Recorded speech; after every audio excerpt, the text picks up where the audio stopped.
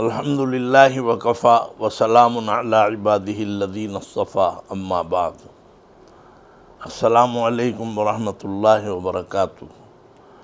میرے محترم ناظرین و سامعین، حضرت مولانا اشرف علی تھانوی رحمۃ اللہ علیہ کا ایک ملفوظ گرامی آپ کے سامنے پیش کر رہا ہوں، اس کو ذرا سنیے اور سمجھیے۔ حضرت نے فرمایا کہ آدمی گناہ کرے اور اپنے کو گناہ گار سمجھے۔ ذرا پھر غور سے سنیے کہ آدمی گناہ کرے اور اپنے کو گناہ گار سمجھے، یہ اچھا ہے اس سے کہ گناہ کو رنگ عبادت میں ظاہر کر دے، یہ بہت ہی برا ہے۔ گناہ کو گناہ تو سمجھو، بس ملفوظ مکمل، ملفوظ ختم۔ اب دیکھیے یہ اتنی سی بات میں کتنے گہرائی ہے۔ حضرت تھانوی فرماتے ہیں بھئی گناہ تو ہو جاتا ہے، خاص لوگوں سے بھی ہو جاتا ہے، بڑے بزرگوں سے بھی ہو جاتا ہے، اللہ والوں سے بھی ہو جاتا ہے، عوام سے بھی ہوتا ہے، مردوں سے بھی، اور گناہ کرنے والی مخلوق ہے ہی انسان۔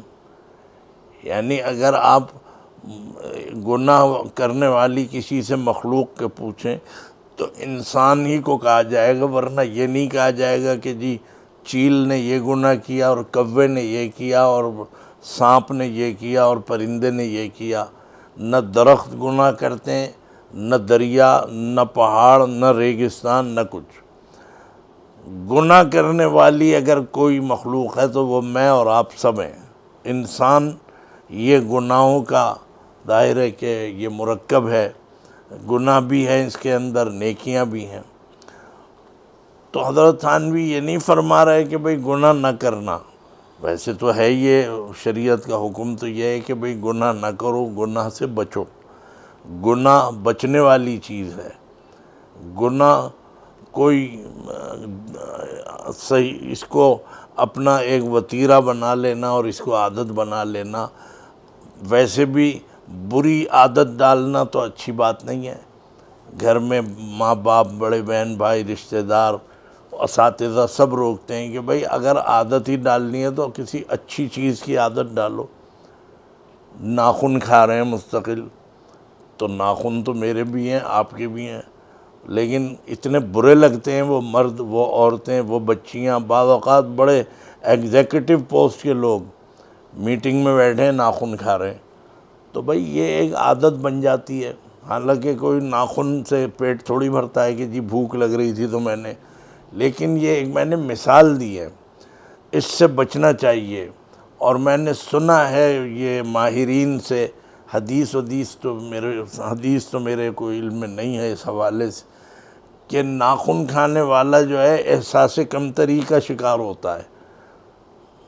مرد، عورت، بڑے، جو بھی چھوٹے، اور صاحب عبادت کر رہے ہیں تو مسجد میں بیٹھے ہیں تو ناخن، اور یہ عادت پڑتی ہے چھوٹی عمر سے بچوں سے۔ بچے جو ہیں مستقل ناخن، انہیں کوئی روکتا نہیں۔ سب سے پہلے اس کے مجرم جو ہیں ماں باپ ہوتے ہیں، نہیں روک۔ تو میرا مطلب یہ ہے کہ ماں باپ ہوں، بہن بھائی ہوں، بڑے ہوں، پڑوسی ہوں، رشتے، وہ سب سے کہتے ہیں بھئی عادت، بری چیز کی عادت نہیں ڈالو۔ تو بری باتوں سے تو بچنا چاہیے، ان کی عادت بھی نہیں ڈالنی چاہیے، اور اچھے کاموں کی عادت بھی ڈالنی چاہیے۔ تو اسی لیے گناہ تو ہے ہی بچنے والی چیز کہ بھئی گناہ سے بچیں، یہ گناہ آ گیا اس سے بچیں، اس گناہ سے بچیں۔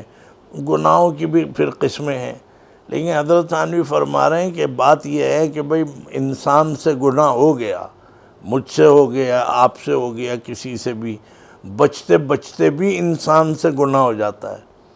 تو حضرت حکیم الامت یہ فرما رہے ہیں کہ اللہ کی شان جو ہے وہ یہ ہے، یعنی اللہ کے مزاج شناس بنو، اللہ اور رسول کے۔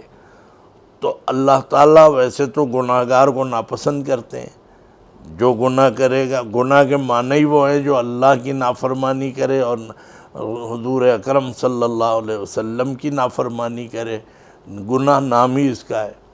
یہ نہیں ہے گناہ کہ صاحب کوئی کہے جی نہیں اللہ رسول کا تو ہم یعنی اگر کوئی قرآن حدیث اور نماز روزہ اور تلاوت سب کچھ کرے اور اس کے بعد کسی کو گالی دے دے ماں کی اور بہن کی، تو یہ نہیں ہے کہ اللہ میاں کہیں بھائی نہیں ہر چیز تو یہ ہماری کرتا ہے چلو گالی دے دی کوئی۔ گالی دینا یہ اللہ کی نافرمانی بھی ہے، اللہ کے نبی کی بھی نافرمانی ہے، اس لیے کہ دونوں نے منع کیا ہے کہ بھئی گندی زبان استعمال نہ کرو، تو وہ سب کے لیے ہے۔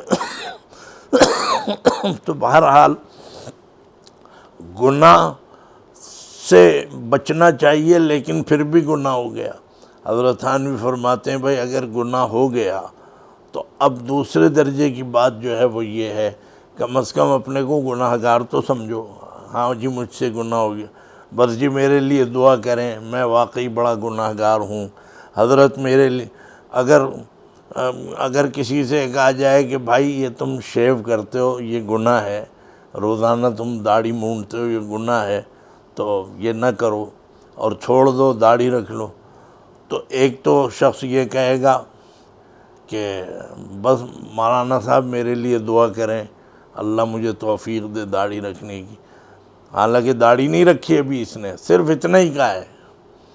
اور ایک شخص وہ ہے کہ جو کہتا ہے کیوں رکھوں، کہاں لکھا ہے، قرآن میں کہاں لکھا ہے، حدیث میں کہاں لکھا ہے، آ گئے بلا وجہ تبلیغ کر، یہ جواب دیا۔ ایک ہی بات کہی تھی، ایک نے اس طرح جواب دیا ایک نے اس طرح کہا۔ تو جائیے بڑے بڑے مفتی اعظم اس زمانے میں تو ہر مسلک میں ایک دو مفتی اعظم بن گئے ہیں، تو ان سے بھی پوچھ لیں کہ جس نے عاجزی سے یہ کہا کہ بس جی میرے لیے دعا کریں میں واقعی بڑا گناہ گار ہوں مجھ سے یہ گناہ ہو رہا ہے، تو اللہ میاں بہت ممکن ہے کہ اس کو گلے لگائیں، اس کو پسند کریں۔ اللہ کو یہ شخص پسند ہے کہ گناہ کرنے کے بعد گناہ کو اعتراف تو کر رہا ہے، سمجھ تو رہا ہے کہ ہاں واقعی یہ گناہ ہے اور مجھے نہیں کرنا چاہیے، لیکن اس شخص کو اتنے جوتے اور ڈنڈے لگیں گے، وہ کتنا ہی بڑا پڑھا لکھا ہو، چاہے کوئی وہ بڑی بڑی پی ایچ ڈی کی ڈگریاں لیے بیٹھا ہو، ساری دنیا میں ادھر پاکستان سے بہت سے لوگ بھاگ گئے اسی وجہ سے کہ وہاں بیٹھ کے جو ہے گمراہی پھیلا رہے ہیں دوسرے ملکوں میں بیٹھ کے مسلمانوں، تو اس شخص کے اتنے جوتے لگیں گے کہ تو ایک تو داڑھی تو نے نہیں رکھی، اسے گناہ بھی نہیں سمجھ رہا، تو یہ شخص باغی ہوگا۔ چوری کرنے والا پکڑا جائے تو وہ مجرم ہے، اور چوری کر کے جو کہے کہ نہیں یہ چوری ہے ہی نہیں آپ نے کیسے مجھے پکڑا، یہ باغی ہے۔ ملک کے آئین کو جو للکارے وہ باغی ہے، اور جو ملک کے آئین اور قانون کے خلاف عمل کرے وہ مجرم کہلاتا ہے۔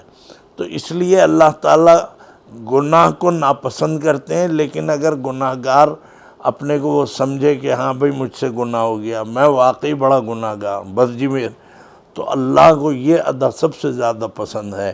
تو میں نے عرض کیا کہ وہ شخص کہ جو گناہ کر کے اس کا اعتراف کرے کہ ہاں جی میں گناہ، اللہ کو یہ شخص پسند ہے، اس کا گناہ پسند نہیں ہے، لیکن اللہ تعالیٰ اس ادا پہ اس کے گناہ کو بخش دیں گے، قوی امید ہے۔ اور جو گناہ کر کے پھر ڈھٹائی سے یہ کہے نہیں صاحب کہاں سے گناہ ہے اور یہ تو ایسا ہے یہ تو ویسا ہے، اور اس پر کج بحثی کرے، الٹی سیدھی بحثیں کرے اور بیکار کے دلائل دے، یہ شخص جو ہے اللہ کے نزدیک باغیوں میں شمار کیا جائے گا، کہ جو گویا گناہ کرنے کے بعد بھی اپنا جو ہے دلائل سے یہ ثابت کر رہا ہے کہ میں نے گناہ نہیں کیا۔ تو ایسے بہت سے لوگ ہیں کہ جو گویا اس طرح سے لوگوں کو گمراہ کر رہے ہیں۔ تو یہ جو ہے مثلاً بدعت کے بارے میں نے عرض کیا، حدیث میں آتا ہے کل بدعت ضلالۃ وکل ضلالۃ فی النار او کما قال صلی اللہ علیہ وسلم، ہر بدعت جو ہے وہ گمراہی ہے، اور ہر گمراہی جہنم میں لے جا رہی ہے، جہنم کی طرف لے کے جاتی ہے۔ اب آپ بتائیے بدعت کسے کہتے ہیں؟ ہر وہ کام کہ جو سنت سے ہٹ کے ہو، سنت میں اضافہ کر دو، شریعت کے کام میں اضافہ کر دو وہ بدعت، اور شریعت کے کام کو گھٹا دو اور سنت میں سے کچھ گھٹا دو یہ بھی بدعت۔ بدعت ہر اس نئی چیز کو کہتے ہیں کہ جو گویا شریعت اور سنت سے ہٹ کے جو چیز ہوتی ہے اس کا نام ہے بدعت۔ اور بدعتیں جو ہیں یہ کوئی سینما گھروں میں بیٹھ کے بدعت نہیں ہوتی، وہ تو گناہ ہے سری۔ بدعت جو ہے یہ کوئی اسٹاک ایکسچینج میں بیٹھ کے نہیں ہوتی۔ بدعت ہوتی وہ ہے کہ جو دینی اور مذہبی حلقوں میں، مسجدوں میں، مدرسوں میں، محفلوں میں، اور صاحب کہیں قرآن خوانی ہو رہی ہے تو اس میں بھی بہت سی چیزیں، اور مردے کو نہلا رہے ہیں، دفنا رہے ہیں، ان سب چیزوں میں جتنے بھی بدعت کے کام ہیں یہ سب کہنے کو تو بہت معمولی چیزیں ہیں اور لوگ ان کی طرف دھیان بھی نہیں دیتے، لیکن یہ اتنا بڑا گناہ ہے کہ جس کے بارے میں حضور نے فرمایا یہ جہنم کی طرف لے کے جاتے ہیں۔ تو بدعت جو ہے یہ وہی چیز ہے کہ برا کام بھی کیا، شریعت سے ہٹ کے کام بھی کیا، اب اس پر الٹے سیدھے دلائل دے کے اس کو جو ہے بڑے بڑے علامہ اور مولوی اور سب پڑھے لکھے جو اپنے کو کہتے ہیں اس کے اوپر پھر وہ دلائل دیتے ہیں۔ کہیں پردے کے مسئلے میں الٹے سیدھے دلائل کہ جی چہرہ پردے میں داخل نہیں ہے اور عورت کا ہاتھ جو ہے پردے میں شامل نہیں ہے۔ یہ اس قسم کے لوگ، بہرحال اللہ تعالیٰ انہیں ہدایت دے، ہم ان کے خلاف نہیں ہیں، لیکن یہ معاشرے میں بدترین انداز میں جو ہے یہ خلق خدا کو اور ہمارے بچوں کو اور بچیوں کو گمراہ کر رہے ہیں۔ تو اس لیے گناہ کو گناہ تو سمجھو، اس سے بھی اللہ تعالیٰ جو ہے امید ہے کہ معاف فرما دیں گے کہ بھئی چلو گناہ کر کے اسے ندامت تھی، شرمندگی تھی، اور اگر کوئی اپنے آپ ڈھٹائی دکھانے لگے اور زیادہ وہ سرکش اور وہ ہو جائے تو یہ اللہ کی نظر میں باغی ہے، تو اس سے بچنا چاہیے۔ بہرحال کوشش یہ کی جائے کہ گناہوں سے بچتے رہو، گناہ سے دور رہو، ہو جائے تو پھر توبہ کر لو اور ندامت کا اظہار کر لو۔ بس یہ اس ملفوظ کا یہ حاصل تھا جو میں نے آپ کے سامنے پیش کر دیا۔ اللہ تعالی ہمیں اور ہمارے بچوں کو سب کو اولاً تو گناہوں سے بچنے کی ہمت اور توفیق عطا فرمائے، اور اگر پھر بھی ہم سے گناہ ہو جائے تو اللہ تعالی ہمیں عاجزی اور انکساری کے ساتھ اس کو تسلیم کرنے کی بھی توفیق عطا فرمائے۔ اللہ ہم سب سے راضی ہو جائے، یہ ہماری دعا ہے، اور ایمان پر خاتمہ ہو جائے۔ وآخر دعوانا ان الحمد للہ رب العالمین۔